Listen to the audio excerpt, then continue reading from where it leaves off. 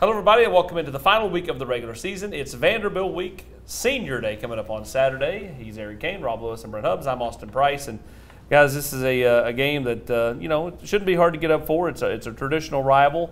Vanderbilt's not been very good, but they've had 2 weeks to prepare, which means you'll get their best shot. I don't know what you're going to get. I mean, if you're Vanderbilt, you're 2-9.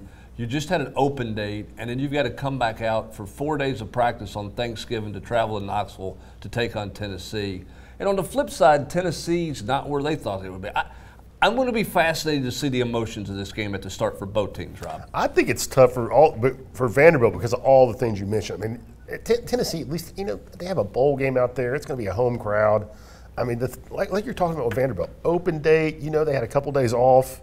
Then you have to come back on Thanksgiving week. The dorms are empty, campus is empty. It's just you there with your 2-9 football team. I think Vanderbilt. I get your point about it's going to be weird for both teams, but I think it's going to be really hard for Vandy to bring a lot of juice. Yeah, I mean, I would agree, and I know Tennessee, the way it's played the last couple of weeks, you can't afford to overlook anybody. But I mean, this is a horrible Vanderbilt football team. It's lost 9 in a row, winless in SEC play, pretty much last in the conference in almost every category. Everything. And yes, Tennessee needs to have a good week of practice.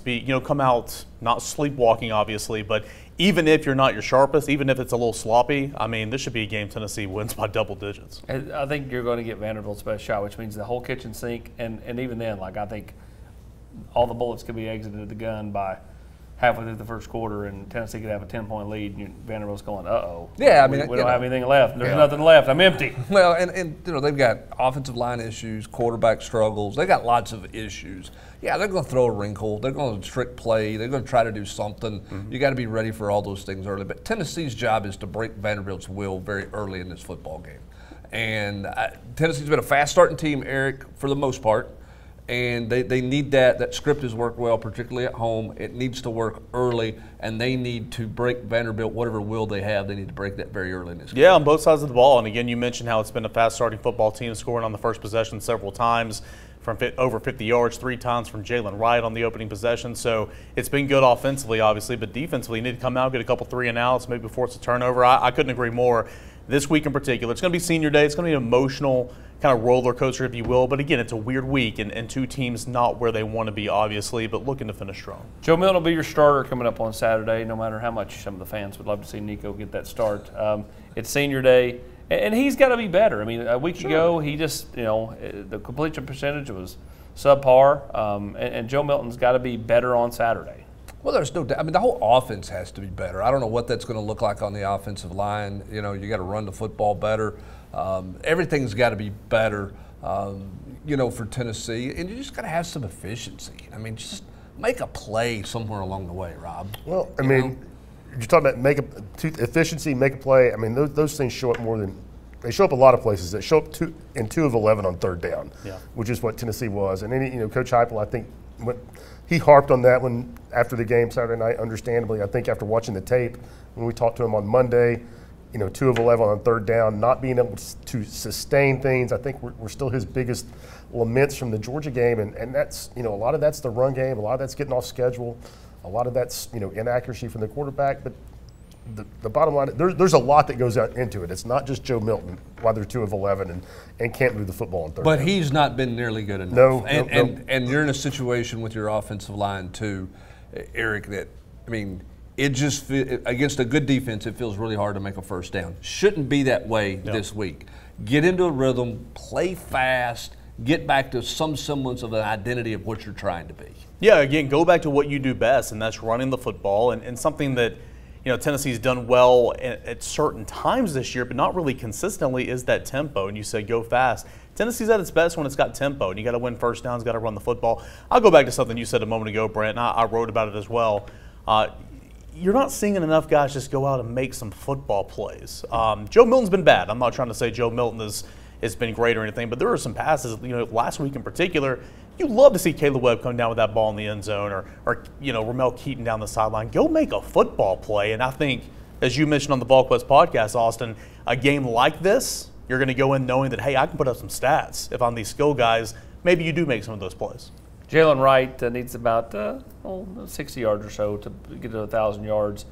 He had 75 last week on the first play of the game. After that, the running game was kind of bleh. So, I mean, like, how do they get the running game going? Which, again, has been able to feast on lesser teams like Vanderbilt. Well, no doubt. But, I mean, how about getting Jalen Wright more than, you know, 2 carries in the first 2 snaps and 2 carries in the 3 of the last 4 snaps of the first half? I mean, your rotation's just been odd. 3-man fronts are causing this offensive line problems. They've got to address that, and they've got to figure that out. You should be able to move these people up front, Rob. You should be able to run the football. They feasted on this defense a year ago. Tennessee, get its 1,000 yards, get him lathered up, and let's go. This is the reason. I mean, we can talk about people being up for this game. The reason I think Tennessee has an easy time of it on Saturday, Tennessee can run the football. Vanderbilt cannot stop the run. They haven't stopped it all year long. They're the worst in the SEC by a very wide margin. And to your point about Jalen Wright, he's averaging about 11.5 carries a game, yet leads the SEC in yards per carry. Now, I'm not saying he needs 25 carries a game, and I'm a long way from the only person to have this opinion. Let's feed him the rock a little bit more. I couldn't agree more. Having said that, though, a storyline for this game, and as the week kind of unfolds and you get on towards Saturday, who are going to be some of those guys that are blocking for Jalen Wright, for Jabari Small, Dylan Sampson? Javonte Spraggins is not going to be there. He's going to be out for the season. Josh Heupel made mention that he hopes John Campbell, Gerald Mincey can be available for this game. Dane Davis went down there towards the end of the Georgia game. So, yes, I think even with some of these reserves on the offensive line, you should be able to run against Vanderbilt because it's so bad. But you're to a point now, Austin, where some of your reserves are banged up. So, obviously a storyline, offensive line health and secondary health entering this game. Defensively, Tennessee should be able to make some plays. Vanderbilt, not really super talented on the offensive side of the ball. They got a couple of nice skill guys, but this is a defense that hasn't gotten home as much of late. Do we expect the defensive line to look more like the defensive line we saw in September or the one we've seen in the last 3 or 4 weeks? Oh, I think there's a chance that they could have a nice day here because of where that Vanderbilt's offensive line is. The bottom line for the defense is they just got to get off the field on 3rd down. I mean, love when Hubs is spicy. I mean, it's just bad. I mean, it's a brutal. Scramble. The last 2 weeks has been brutal. It's 3rd and 6, and the linebackers are 18 yards deep in zone coverage. It's not getting your hands on a guy on 3rd and 5 when he's running a release off the line of scrimmage. You can go on and on. They have to get off the football field. Whether that means you're sacking the quarterback, whatever you got to do, just get off the football field and get it back to your offense, and let's go play football. And the maddening thing is it's not just been 3rd and long. It's not just been 3rd and short. I mean, they've been bad at all of it. They're better at 3rd and 1 than they are at 3rd and 7. Probably true. and those trends are in losses, too. Wrote about it after the game at Georgia. We looked up some stats there post-game. I mean, Tennessee in losses, the 4 losses this year, just abysmal. And really, it's been better in short yards on 3rd down than 3rd and 5, 3rd and 6, 3rd and 7. So to go back to what you said, Austin, I think the way you started this regular season is the way you're going to end this regular season. Give me James Pierce to have a big day off the edge. We'll end this thing with this question. Thanksgiving. Cranberry sauce, yes or no? No. Pointless. I already know Rob's take. He shakes his head in disgust. Burped in my mouth a little bit. Happy Thanksgiving, I don't see everybody. the need in it, right? I understand. Happy Thanksgiving, everybody. Hope you have a lot of turkey, and we will talk to you on the General's Quarters. For Eric Kane, Rob Lewis, and Brent Hubbs, I'm Austin Price.